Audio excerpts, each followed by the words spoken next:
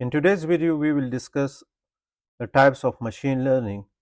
So we can see we have three major broad categories of machine learning. First one is supervised learning, second unsupervised learning, and third one is reinforcement learning. I will explain each one in very simple words. So already you know supervised learning, it learns from the labeled data. We provide the input and it gives the output. It means the data is already labeled. Second one is unsupervised learning, in which the computer or the algorithm discover the patterns in unlabeled data. It means we provide the data, but the data is not classified, it is not categorized, and it is unlabeled. And we will explain that later on. Third, we can see we have the reinforcement learning. Reinforcement learning means that a computer or algorithm learn by trial and error rewards. Okay, so there are many branches of machine learning, which itself is a core area of artificial intelligence. So don't be confused with the artificial intelligence and machine learning. Machine learning is a sub branch of the artificial intelligence. Now let's discuss supervised learning in detail. Supervised learning is a type of machine learning where the model learns from the labeled data. This means the data set already contains input data and the correct output. Okay. Now let's look how it works. We provide the labeled data, which is also called as the training data, to the learning algorithm. Okay. So the input is the labeled data to the learning algorithm. And then we train that model. On the basis of the labeled data, we train the model and it gives us prediction on the new data.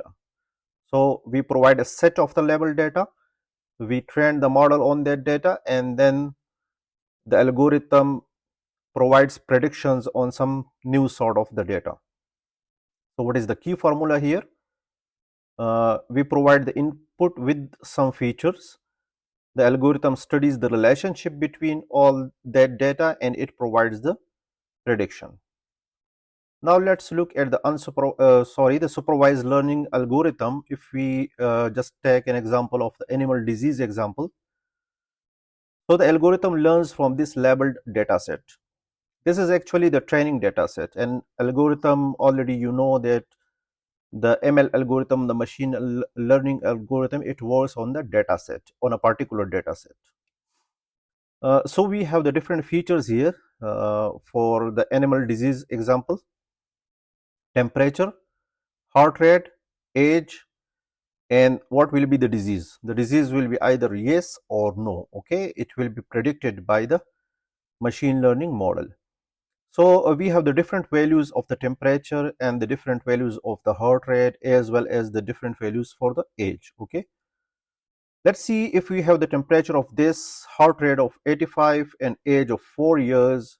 So it means there is a chance of disease. And for example, if we have 38.7 temperature and 80 the heart rate and age is 3, then there is no chance of the disease. So now the learning algorithm, how it will work.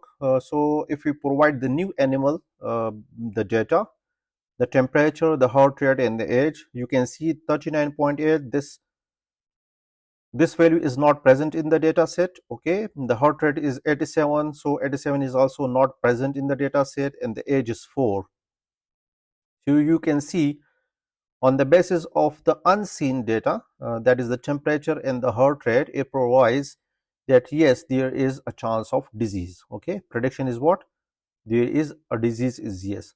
So it means we have trained our model, the ML model, on this data set, and then we provide some new sort of the data on which the model has been trained, and it provides us the prediction. Now let's look at the supervised, the common algorithm which are used and where it can be used, or you can say what are the applications of that.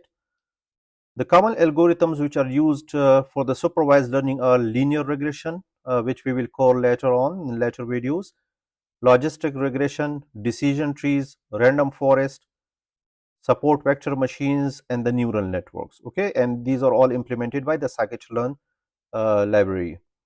What are the research applications in this? If we look in the healthcare, so we have the cancer prediction, diabetes detection, and the heart disease prediction. We can do that with the help of the supervised learning. In the agriculture, we can have the crop disease detection and the yield prediction. And in the veterinary sciences, you can see we have the diseases prediction in the livestock. So let me tell you that supervised learning is the most common method which is used in research nowadays. Now let's look at the unsupervised learning. Unsupervised learning means unlabeled data. Okay, so unsupervised learning works with unlabeled data, and the data set has no correct answers. The algorithm must discover the hidden patterns or structure in the data on its own. We will provide the data, and the algorithm will look in the pattern for the patterns inside the data and will learn from that data. Okay, so what is here? In case of the unsupervised, the data is labeled, the correct answers are known, we provide the data, and the algorithm or the ML model provides the output. But in case of the unsupervised learning, you can say the data is, you can see the data is unlabeled, no correct answers are given, we provide the input, and the ML model, it discovers the patterns inside the data.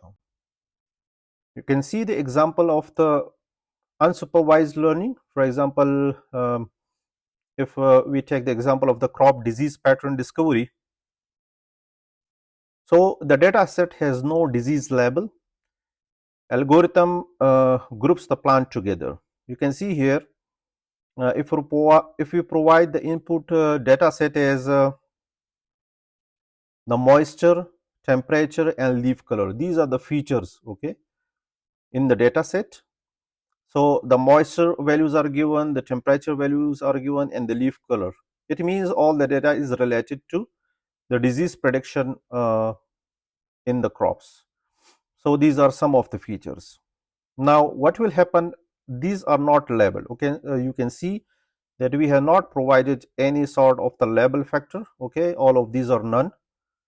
So what the algorithm of the plant will look for? It will cluster the data. Okay, cluster 1 is the healthy plants. It will categorize all the data set into multiple categories. So one category is the healthy plants, that is green and with having low moisture. Second one is the cluster is disease plants, and it will learn the pattern inside the data, that is the color will be yellow, the leaf color is yellow, and if there is a high moisture, so the pattern is learned by the machine learning algorithm. Now we then analyze these clusters. So there is no label data, but the patterns emerge naturally. So you can see we have cluster 1 the healthy plants, and the cluster 2 that are the disease plants. What are the common algorithms that are used in applying the unsupervised learning, and what are the applications where we can apply that? And you will see in the later videos of this course, that is this course has been designed the machine learning algorithms for beginners. Okay, so we will apply all these algorithms practically using the Python code inside the Google Colab or the Jupyter Notebook. So the common algorithms, that is the k-means clustering, which groups the data into k clusters. Then we have hierarchical clustering, which uses the tree structured groupings, and also there is a DB scan, density based clustering. Okay, and we also have the PCA algorithm, principal component analysis, which uses the dimensionality reduction. Now we can see where we can apply the unsupervised learning. In the healthcare, we discover the hidden diseases groups in the patients which are based on some symptoms.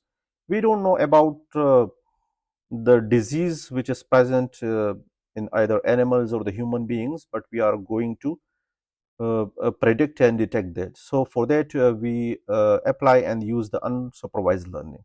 Then we have the agriculture side, detect the patterns in the soil and the crop health data. which group the farm regions by climate conditions, and also we can apply that in the genetics and the biology as well. The group genes with similar behavior or expression patterns. Now, the third type, that is the reinforcement learning. If you look at the definition of the reinforcement learning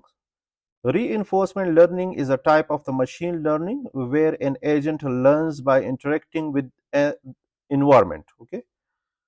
Uh, Actually, here we are using the concept of the agent and which interacts with the environment and learn the environment by itself. The agent receives rewards for correct actions and penalties for wrong actions. And what is the goal of this? To maximize the total rewards. Now, how it works?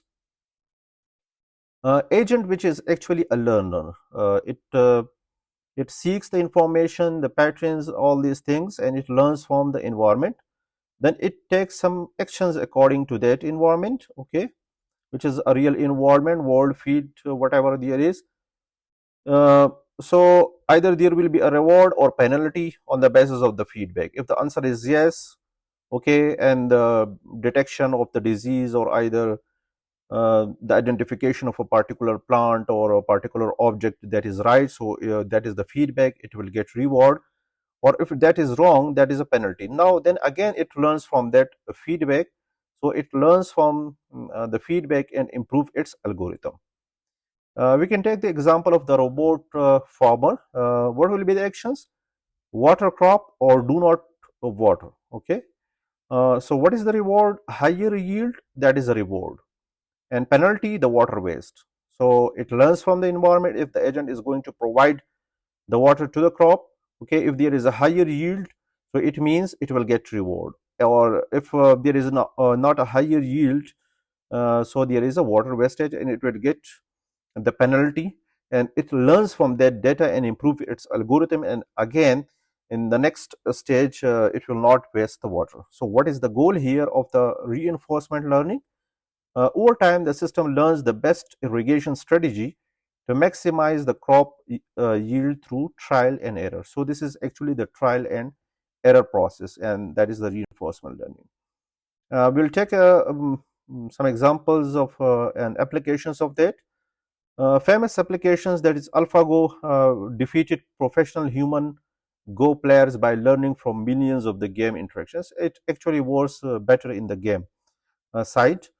Another one is field is robotics. Robots learn to walk, grasp objects, and navigate the environments. And in case of the autonomous vehicles, the self-driving cars can learn safe driving strategies. So you can all see that these are the agents actually which learn from its environment. And the third one, the most important one, that is the game AI. So AI masters the chess, Go, video games through trial and error. What are the possible research applications applying the reinforcement learning? We can apply that in the healthcare, agriculture, and robotics. In the healthcare, the treatment optimization. In this case, the AI suggests personalized treatment strategies over time.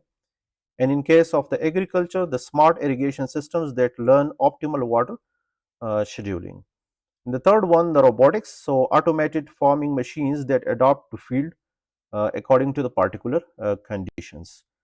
So if we compare all these three, the comparison, okay, we have supervised, unsupervised. It will be very much clear to you that whether you can for a particular problem, whether you are going to apply the supervised or unsupervised or reinforcement, or whether the problem is where the problem lies. So and what sort of the algorithms you will have to apply on that.